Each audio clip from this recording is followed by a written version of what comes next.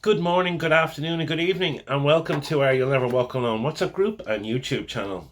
Okay, so the boys in the group have asked me to do an update on our transfers and other transfers in the window, as there's no games on yet. So I was home from work today, so I decided before I go back out, I'll do one quickly. Okay, so our incomings was Alexis McAllister from Brighton for 35 million.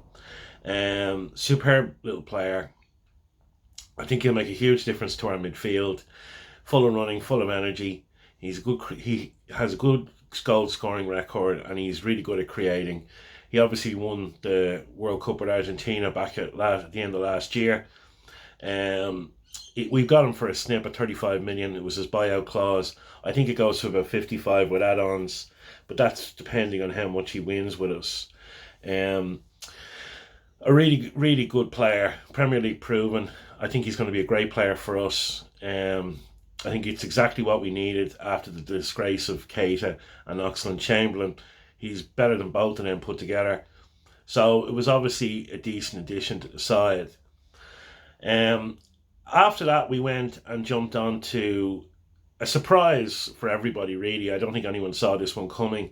We've been linked with nearly everybody that moved, from Bellingham to Rice, to Kone, to Thuram. So there's been a lot of speculation, but I don't think anyone saw this one coming. And we gave 60 million to, I think it was one of the Red Bull teams. I'm going to go with Leipzig, but I'm not sure. The Hungarian international captain, Dominik Szoboszlai. Szoboszlai. Yeah, his name is a bit of a mouthful. £60 million we paid for him.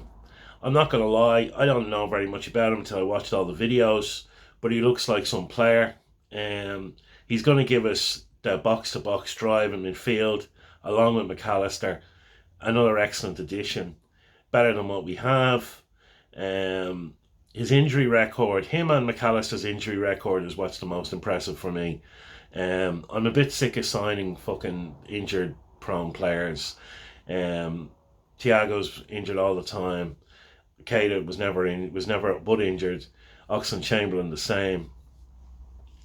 And it gets very frustrating when you can see that when we need players to play in midfield and they just can't play because of their injuries.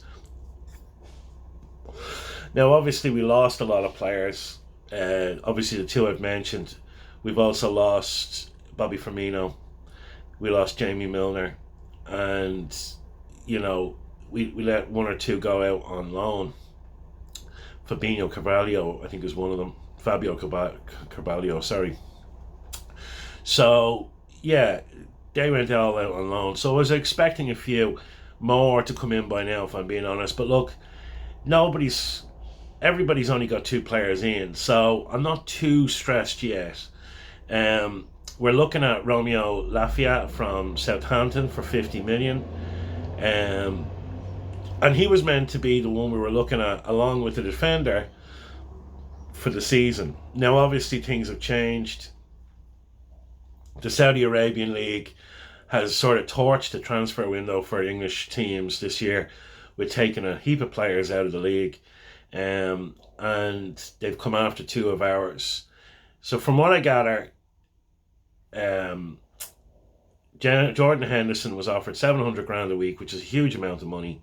But the team, who is not sponsored by the IFL of Saudi Arabia, which is the um, financial group that supports the league, they're just a rich Saudi Arabian club, have the 700 grand a year to give him, but don't have the 20 million pounds to give him in a transfer fee. So I don't see him leaving until we get that money. Will the club stump up? I'm not sure, because there's no record of this Saudi league except for this year um, stumping up cash for anybody yet. If you remember, they gave Ronaldo a ton of money on wages, but he went as a free. So they haven't really spent huge money in transfers yet to justify, like, they want players out of contracts, free agents, and then they'll pay them a lot of money. But they haven't really had to stump up the cash for transfers yet. So it's hard to say. We did also get another 40 million bid for Fabinho, which looks like it's going to go through. Um, and he's going to leave. There's also talk of Thiago Alcantara, but look, he's injured. No one's taking an injured player off us. So I think we're stuck with him. Um, and yeah, that's where we're at, unfortunately. Um, Look, Henderson, being here 14 years, deserves, in my opinion, um, deserves at least a good send off and our best wishes. The Fabinho thing is a little bit more harder to digest because he's 4 years younger than Hendo, and there's still a player there. I know he had a bad season last season, but losing a holding midfielder, we really couldn't afford. We don't have another one where, losing Henderson isn't that much of a big deal with the players we've signed, but losing two experienced players out of our midfield is going to be tough. Now, if we do have to replace the whole midfield, we're going to have problems this season trying to get continuity going, learning the system of Klopp, blah, blah, blah, blah, new players into the team, all that shit. So by Christmas, hopefully it'll have settled down, but how many points will we have dropped by then is the question. If Fabinho goes, I hope Henderson stays. I don't think it's a good idea to let two midfielders go with the amount of midfielders we've already let go. It looks like Henderson probably might stay because he went on tour. So hopefully that's the case. Hopefully we get Lavia from Southampton and we get a defender of some description, a right back to cover Trent, because Trent can also play in midfield, which I think is his new position. If we can do that, get a right back, another midfielder, and keep Hendo, it's been not a bad window at all. But we definitely need to get another midfielder, maybe two, and we definitely need to get a right back or a centre back that can play right back, so Trent can be pushed into midfield and give us some options. As far as the rest of the other teams go, look, I would probably suggest, Arsenal looks like if they've done good business, getting Declan Rice from West Ham for 105 million. That's a good signing. Is he worth 105 million? Who gives a shit, really? Will he make a big difference to Arsenal? Yes, he will, because he made a big difference to West Ham and they're shit. And getting in Justin Timber from Ajax, who Manchester United were looking for last year. I know a bit about him. I've watched him play a few times. He's a good player. Plays on the Dutch team. Saw him at the World Cup. He's not a bad player at all. Arsenal looks stronger. But I still think they have a problem up front. Goals is what hurts teams. You need a striker, you need a goalkeeper, you need a central midfielder, and you need one really, really top defender as the spine of the team. And I just don't see them. I think their defence isn't great. I don't think the midfield with Rice now it's going to be much better. But they've also lost Granit Xhaka, which is a decent player for them.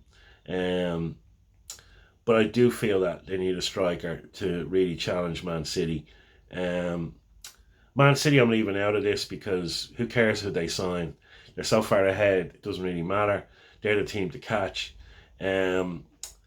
Chelsea let a lot of players go, and they're after Moses Caicedo, which is, let's be real, he's a great player. I'd love to have him in our club, but they don't seem to be stumping up the 100 million.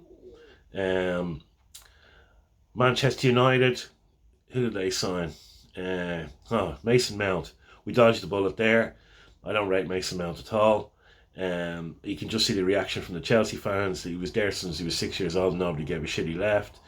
And then they're signing Onana, the goalkeeper, who they have to sign, seeing as though the head is gone.